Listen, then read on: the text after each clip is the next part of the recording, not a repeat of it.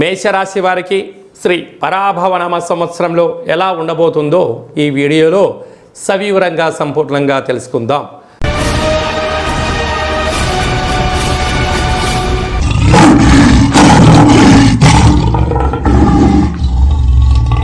ఓం నమః శివాయ. నమో నారాయణాయ. స్వర్ణాకర్షణ కాల భైరవాయై నమో నమః.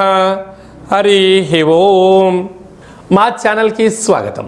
చూస్తున్న వీక్షకులకు ప్రేక్షకులకు ప్రియ కాల భైరవ భగవద్బంధులకి స్వాగతం పలుకుతూ మమ్మల్ని ఎంతగానో ఆదరిస్తూ ఉండబడినటువంటి ప్రియ సోదర సోదరీమణులకు, జ్యోతిష్య అభిమానులకు, సనాతన ధర్మ సంరక్షకులకు అందరికీ కూడా తెలుగు ఉగాది పండగ శ్రీ పరాభవనామ సంవత్సర పండగ శుభాకాంక్షలు. ఈ సంవత్సరం రాజు దేవగురు బృహస్పతి అవ్వడం వలన అందరికీ మంచి విద్యను, విద్యార్థులకు విద్యను, ఉద్యోగస్తులకు ప్రమోషను, వ్యాపారస్తులకు ధనాదాయము, రాజకీయవేత్తలకు అనేక రకాల పదవులు అలంకరిస్తూ నైపుణ్యంతో కూడుకున్న, ఆరోగ్యంతో కూడుకున్న ఐశ్వర్యాన్ని ప్రసాదించాలని మనం కూడా మనసారా కోరుకుందాం. ద్వాదశ రాశుల్లో గ్రహ గమనాలు వీక్షింపచేద్దాం. మిథున రాశిలో దేవగురు బృహస్పతి సంచార స్థితి, సింహరాశిలో కేతు సంచార స్థితి, అలాగనే కుంభరాశిలో రాహు సంచార స్థితి, మీనరాశిలో శని భగవానుడి సంచార స్థితితో ద్వాదశ రాశుల్లో గ్రహ గమనాలు ఈ విధంగా ఉన్నాయి. ఈ సంవత్సరము రాజు దేవగురు బృహస్పతి అవ్వడం వలన సకాలంలో పంటలు, విద్య, ఉద్యోగము, ఐశ్వర్యము, అనంతమైన ఈ భూమండలమంతను కూడా నిత్యము సస్యశ్యామలంగా ఉంటుంది. కనుక అందరికీ ఇది చాలా శుభకరణంగా భావించగలగాలి. మంత్రివర్యులు కుజభగవానుడు అవ్వడం వలన పాలకుల మధ్య స్వల్పమైన విభేదాలు ఉండే అవకాశాలున్నాయి. సమన్వయంగా ఎవరైతే ముందుకు వెళ్ళగలరో వారందరికీ ఐశ్వర్యం కలుగుతుంది అని చెప్పి గమనించాలి. కనుక ఈ సంవత్సరము పరాభవనామ సంవత్సరము అంటే కొద్దిపాటి అధర్మంగా ఉండబడిన వారికి పరాభవము, అవమానం తప్పదు. ధర్మబద్ధంగా ఉండబడిన వారికి ఐశ్వర్యం కలుగుతుందని చెప్పి కూడా గమనించాలి. మేషరాశి వారికి శ్రీ పరాభవనామ సంవత్సరంలో ఎలా ఉండబోతుందో ఈ వీడియోలో సవివరంగా సంపూర్ణంగా తెలుసుకుందాం. మేషరాశిలో ఏ నక్షత్రాలు వస్తాయనగా అశ్విని నక్షత్రంలోని 4 పాదాలు, భరణి నక్షత్రంలోని 4 పాదాలు, కృత్తికా నక్షత్రంలోని 1 పాదం కలిపితే మేషరాశి. రాశాధిపతి కుజభగవానుడు. ఈ సంవత్సరం మంత్రివర్యులు కూడా కుజుడే. కానీ మేషరాశి వారికి ఒకవైపు ఏళ్లనాటి శని ప్రారబ్ధ సంచార స్థితిలో ఉండినను మంత్రివర్యులు కుజుడు అవ్వడం వలన వీరికి పట్టిందల్లా బంగారం అవుతుంది అనేటువంటిది మేషరాశి జాతకులు బాగా గుర్తుపెట్టుకోగలగాలి. వీరి యొక్క ఆదాయ వ్యయాల్ని మనం ఒకసారి పరిశీలించినట్లయితే ఆదాయం 11, వ్యయం 5 అంటే ప్లస్ 6 రూపాయలు మిగిలించబోతున్నారు. కారణం ఏమిటి? ఇప్పుడే శని భగవానుడు వీరికి ఏలనాటి శని ప్రారంభమైపోయి సంవత్సరం అవడం వలన ఏది సత్యము, ఏది అసత్యము, ఏది ధర్మము, ఏది అధర్మమో తెలుసుకొని నియమ నిష్టల ద్వారా, సత్ప్రవర్తన ద్వారా వీరికి ఈ సంవత్సరము అంతా ఐశ్వర్య భోగదాయకమే అని చెప్పి గమనించగలగాలి.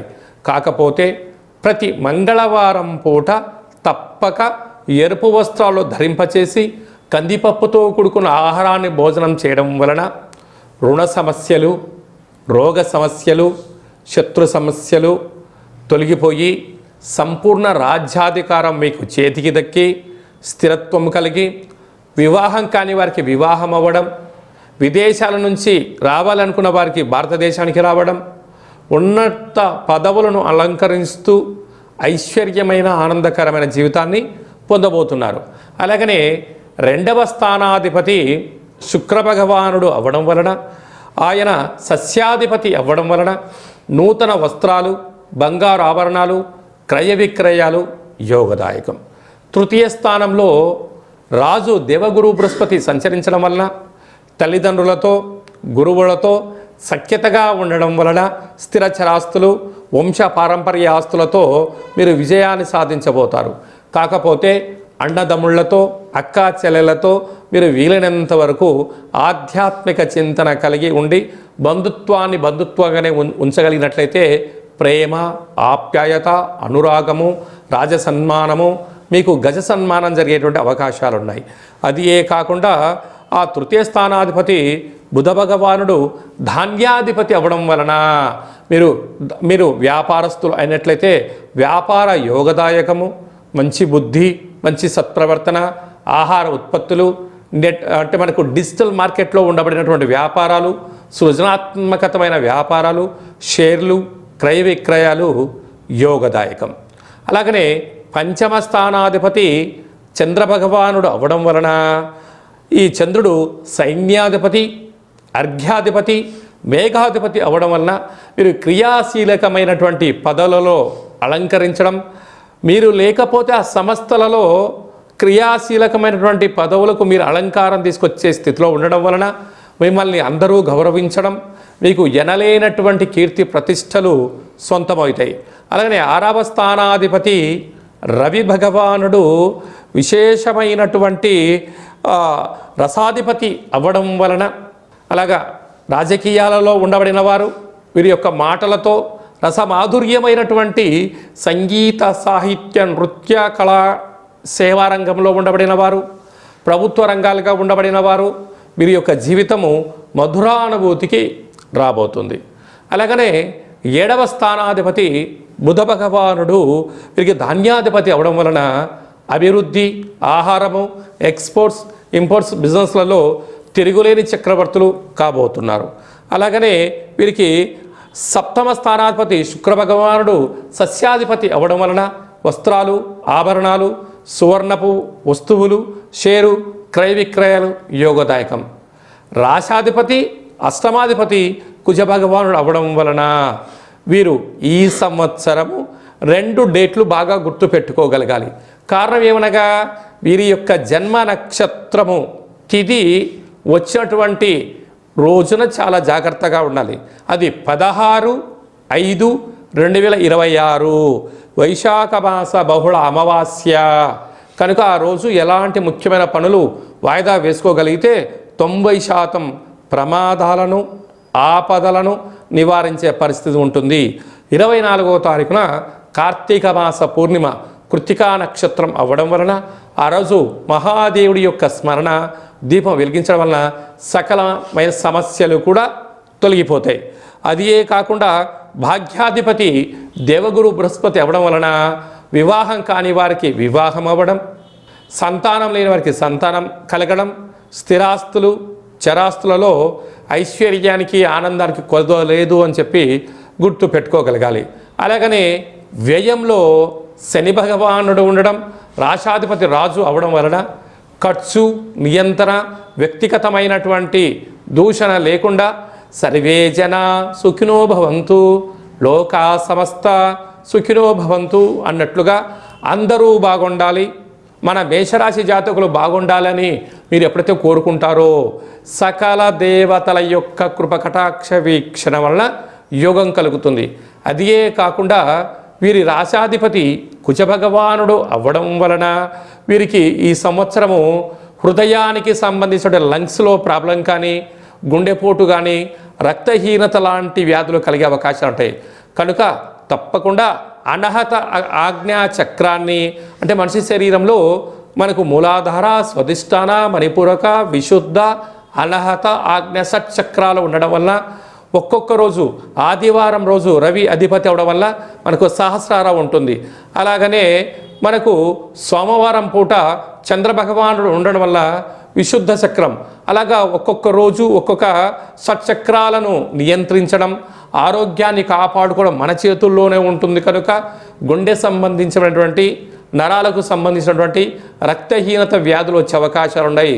కనుక తన కోపమే తన శత్రువు, తన శాంతమే తనకు రక్ష, దయ చుట్టంబు గదరా సుమతి అన్నట్లుగా దయ, సర్వభూత దయాపరుడైనటువంటి ఆ పరమేశ్వరుడి యొక్క ధ్యానము, మెడిటేషన్ చేయడం వలన సకల రోగాలు తొలగిపోతాయని చెప్పి గమనించాలి. శ్రీ పరాభవనమ సంవత్సరం అంతను కూడా అన్నింటా మనం విజయం సాధించగలగాలి అన్నట్లయితే రాజు దేవగురు బృహస్పతి అవ్వడం వలన ప్రతి గురువారం పూట శ్రీ మేధాదక్షిణామూర్తి స్వామి యొక్క దర్శనం, రాఘవేంద్ర స్వామి వారి యొక్క పారాయణం, గురుచరిత్ర పారాయణం చేయడం వలన అందరికీ శుభం కలుగుతుంది. ఈ సంవత్సరము మనకు యమునా నది పుష్కరాలు కనుక పుష్కర స్నానం చేయడం వలన సంపూర్ణమైనటువంటి సకల దోషాలు తొలగి ఐశ్వర్యం కూడా కలుగుతుంది. అలాగనే మంత్రివర్యులు కుజభగవానుడు అవ్వడం వలన శ్రీ వళ్ళీ దేవసేన సుబ్రహ్మణ్యేశ్వర స్వామివారి యొక్క అష్టకాన్ని వినడం, ప్రతి మంగళవారం పూట కుజుడికి సంబంధించిన పూజా కార్యక్రమంలో పాల్గొనడం, షష్ఠీ తిథి యందున దేవాలయంలో పాలు పోసి లేకపోతే పుట్టలో పాలు పోయడం వలన కుజభగవాను యొక్క ఆశీస్సులు కలుగుతాయి. అలాగనే ఈ సంవత్సరం పేరే పరాభవనామ సంవత్సరం. అధర్మంగా అన్యాయంగా ఉండబడిన వారికి కొద్దిపాటి ఇబ్బందులు ఉంటాయి కనుక ఎవరు కూడా పుట్టగానే ఎవరు తప్పులు చేయాలనుకోరు. కాలక్రమేణా కొన్ని జరుగుతూ ఉంటాయి కనుక వీటిని అధిగమించగలగాలి అన్నట్లయితే కాలాన్ని శాసింపజేసే శక్తి కాలభైరవుడికి ఉంటుంది కనుక ఒక్కొక్క నెలలో ఒక్కొక్క రకమైన కాలభైరవుడు ఉంటాడు. కాళభైరవనామ స్మరణ, అష్టకాన్ని వినడం, గృహంలో కూష్మాణ దీపాన్ని పెట్టుకోవడం, కుక్కలకు ఆహారాన్ని ఏర్పాటు చేయడం, పక్షులకు ఆహారాన్ని ఏర్పాటు చేయడం వలన సకల గ్రహ దోషాలు తొలగిపోతాయి. అలాగనే మీ వ్యక్తిగత జాతకం తెలుసుకోవాలనుకుంటున్నారా?